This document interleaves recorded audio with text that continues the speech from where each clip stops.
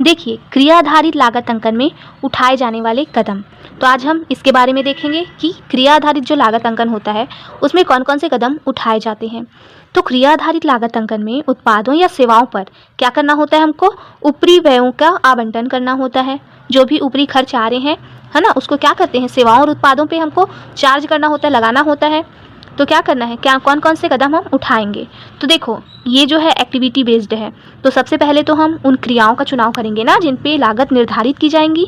तो सबसे पहले क्या होता है, उचित क्रियाओं का चुनाव करना। और ये तो हम पहले बता चुके हैं कि क्रिया आधारित लागत अंकन होता क्या है, फिर भी शॉर्ट रिपीट में कर देती हूँ। तो अगर लागत जो है किसी वस्तु को उत्पादित करने में जो लागत है वो क्रियाओं पे आधारित होगी, है ना। सबसे पहले हम क्या करेंगे, क्रियाओं पे लागत का निर्धारण करेंगे कि किसी वस्तु को उत्पादित करने में कौन कौन सी क्रियाओं ने क्या किया है, सहयोग किया है। और उन क्रियाओं के जब पूरा होने का समय था ना, जब क्रियाएं हो रही थी, तो उनमें कितनी लागतें आई हैं, ठीक है। तो इन सब में क्या होगा, लागत निर्धारण करेंगे इन सब का। तो वो कौन कौन से कार्य हो सकते हैं, जैसे किसी वस्तु को उत्पादित कर रहे हैं तो डिज़ाइन कर रहे हैं हम, है ना, सूची बना रहे हैं, या किसी गुण का उसका नियंत्रण कर रहे हैं, क्वालिटी कंट्रोल कर रहे हैं, तो उनमें खर्चे कितने आए हैं, उन सब का हम क्या करेंगे, लागत निर्धारण करेंगे। उसी के माध्यम से ही क्या होता है, वस्तु का लागत निर्धारण होता है। तो ये सबसे पहले इसमें करना क्या है, उचित क्रियाओं का चुनाव करना है, ठीक है। तो क्रिया आधारित लागत अंकन क्या है, ये आपको समझ में आ गया होगा कि लागत जो निर्धारण हो रहा है वो क्रियाओं के द्वारा हो रहा है। जिस तरीके का क्रिया होगा, जितनी क्रियाएं हो रही किसी वस्तु को उत्पादित करने में, उन अलग अलग क्रियाओं का लागत निर्धारण करेंगे और उन लागत के अनुसार ही वस्तु की लागत तय होगी, ठीक है। तो ये होगा क्रिया आधारित लागत अंकन। अब कौन से कदम उठाने हैं, तो हमको अब लागत जो है क्रियाओं पे आरोपित करना है। तो सबसे पहले तो हम उचित क्रियाओं का चुनाव करेंगे जो उस वस्तु को उत्पादित करने में सहयोग दे रही हो, ठीक है। तो देखो, क्रिया आधारित लागत अंकन में पहला कदम क्या है, उन क्रियाओं का चुनाव या पहचान करना जो उत्पाद के उत्पादन में और सेवा के सृजन में सहायता पहुंचाती हैं। तो हमको उन क्रियाओं का चयन करना है जो क्या कर रही है, वस्तु के उत्पादन में हमको मदद कर रही है ना। और संस्था के द्वारा या किसी विभाग के द्वारा ये संपादित की जाएंगी ये क्रियाएं। तो सामान्यतः इन क्रियाओं को सहायक क्रिया भी कहते हैं, जो क्या कर रही है, वस्तु को उत्पादित करने में सहायक सिद्ध हो रही है। तो ऐसा नहीं है कि ये क्रियाएं जो है वो क्या है, आवश्यक रूप से विद्यमान विभागों से ही मेल खाती हों।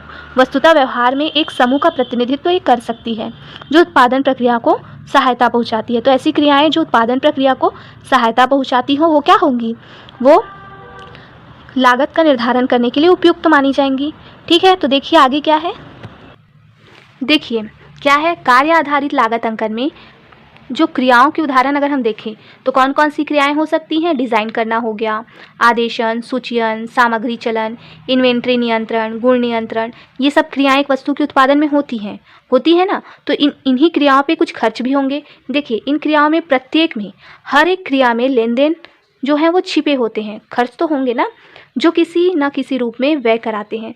तो ये जब कार्य होते रहता है तो इसमें खर्च भी होते हैं। और प्रत्येक क्रिया के लिए एक से अधिक लागत संघ स्थापित किए जा सकते हैं। हर एक के लिए अलग अलग लागत निर्धारित करेंगे, किसमें कितना खर्च आया। और एक लागत संघ का ऐसा खाता है जिसमें एक क्रिया की लागत को विशिष्ट लागत चालक के साथ लिखा जाता है। तो अगर किसी में लागत लग रही है ना, क्रिया में कोई भी क्रिया हो रही है, उसमें जितनी भी खर्च आ रहे हैं उसको एक विशिष्ट चालक लागत के साथ लिखा जाता है। तो उस लागतों को लिखा जाता है।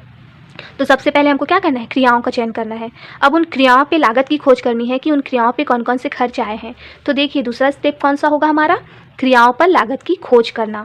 तो एक बार क्रियाओं के चुनाव करने के बाद विभिन्न क्रियाओं के लिए लागत की खोज करके लागत संघ अवश्य बना लेना चाहिए। मतलब कितने सारे खर्च उसमें आए हैं उसका एक समूह बना लो कि इसमें इतना खर्च हुआ है ना। और इस खोज की सुविधा के लिए लागत चालकों को चुना जाता है ताकि वे लागत वितरण कार्य में साधन का कार्य कर सके, क्या कर सके, लागत को वितरित कर सके वस्तुओं पे। और ये लागत चालक अक्सर संसाधन चालक कहे जाते हैं। कौन से चालक कहे जाएंगे, संसाधन चालक। मतलब ये क्या करते हैं, ये लागतों का एक समूह होता है जो क्या करेगा, अब ये वस्तुओं पे लागत का निर्धारण करेगा। प्रत्येक संसाधन चालक के लिए एक पूर्व निर्धारित दर का अनुमान लगा लिया जाता है। संसाधन चालक की उपभोग की मात्रा व पूर्व निर्धारित दर का संयोजन ही क्रियाओं के संसाधन लागत वितरण को निर्धारित करता है कि कितना उसमें लागत होगा। तो पहला स्टेप है क्रियाओं का चुनाव करना, फिर उन क्रियाओं के लिए लागत की खोज करना। अब क्या करना है, क्रियाओं के लिए लागत चालक का निर्धारण करना, क्योंकि यही जो लागत चालक है ना, ये चालक क्या करेंगे, वस्तुओं पर क्या करेंगे, लागत का आरोपित करेंगे, आवंटित करेंगे। तो देखिए क्रिया आधारित लागत अंकन में तीसरा कदम क्या है? प्रत्येक क्रिया के संबंध में लागत चालक की पहचान और उसका निर्धारण करना होता है। इन्हें कभी कभी क्रिया चालक यानी कि एक्टिविटी ड्राइवर भी कहते हैं। ये क्रिया चालक उन घटनाओं का प्रतिनिधित्व करते हैं जो उस क्रिया के भीतर ही लागत पैदा करते हैं। तो ऐसी घटनाओं को ये देखेंगे, है ना, उनका प्रतिनिधित्व करेंगे जो उस क्रिया के भीतर क्या कर रही है, लागत पैदा कर रही है, खर्च पैदा कर रही है, उसको नोटिस करेंगे। उदाहरण के लिए क्रय क्रिया को ले, किसी वस्तु को क्रय कर रहे हैं तो उसमें कौन कौन से खर्च होंगे। क्रय क्रिया के क्रिया चालक हो सकते हैं विक्रेता के साथ समझौता करना, है ना। जब हम किसी वस्तु को क्रय कर रहे हैं तो इसका चालक कौन सा होगा, क्या होगा, विक्रेता के साथ समझौता करना। तो विक्रेता के साथ समझौता करेंगे तो हो सकता है कम में दे दे वस्तु। और क्या है, सामग्री हेतु आदेश देना, सामग्री आने की सूचीयन करना, निरीक्षण करना आदि, ये सब क्या हो सकते हैं, क्रिया चालक हो सकते हैं। और इनमें से प्रत्येक क्रिया चालक उस कार्यविधि का प्रतिनिधित्व करता है जिसे क्रय क्रिया में प्रयोग किया जाता है।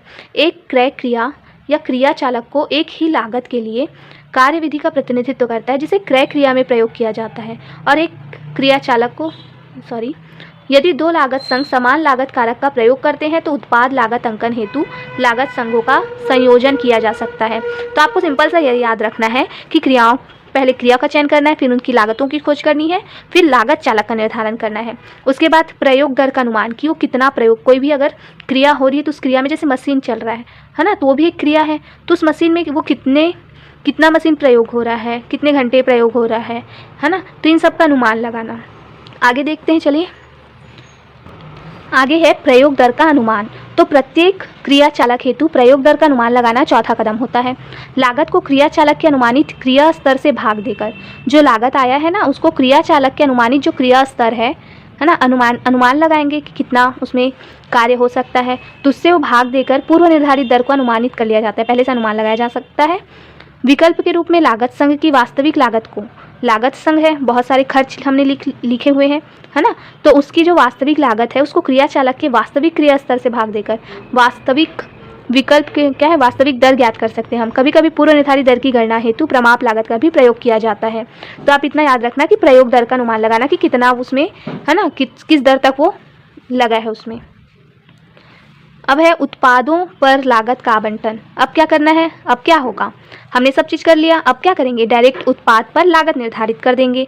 तो ये हुआ आपका क्रिया से लेके, क्रिया का लागत निर्धारण करने के बाद उत्पादों पे आपको लागत निर्धारण कैसे करना है। तो ये स्टेप है जिससे उत्पादों पे लागत निर्धारण होगा, है ना। तो उत्पादों पे लागत का आवंटन या प्रयोग कैसे होगा, तो देखो, एक वस्तु के निर्माण या सेवा के सृजन में क्रिया चालक की प्रयोग मात्रा को, जो क्रिया चालक की प्रयोग मात्रा है कि कितना क्रियाएँ हुई हैं इसमें, है ना, कौन कौन सी क्रियाएँ हुई हैं, तो उनकी मात्रा, प्रयोग जो दर है, मात्रा को दर से गुणा करके उत्पाद पर लगने योग्य लागत की गणना कर लेते हैं कि कितना उसमें लगा होगा। ठीक है, तो कौन कौन सी क्रियाएं हुई हैं और उसका दर कितना परसेंट वो लगा है।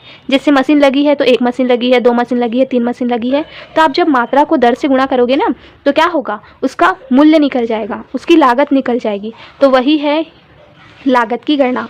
फिर क्या होगा, आपको उत्पाद पे वो लागत लगा देनी है। तो ये हो गया आपका क्या है, क्रिया आधारित लागत अंकन में कौन कौन से कदम उठाए जाते हैं। ठीक है, तो क्रियाओं पे लागत का निर्धारण से लेके उत्पाद पे वो लागत का आवंटन कैसे होता है, वो इन स्टेप के माध्यम से आप समझ सकते हो। ठीक है, तो वीडियो पसंद आया हो तो लाइक ज़रूर करना और चैनल को सब्सक्राइब कर लीजिएगा। आगे हम इसके उद्देश्यों, इसके लाभ, है ना, उसके महत्व के बारे में भी जानेंगे, तो चैनल पर बने रहिएगा। धन्यवाद।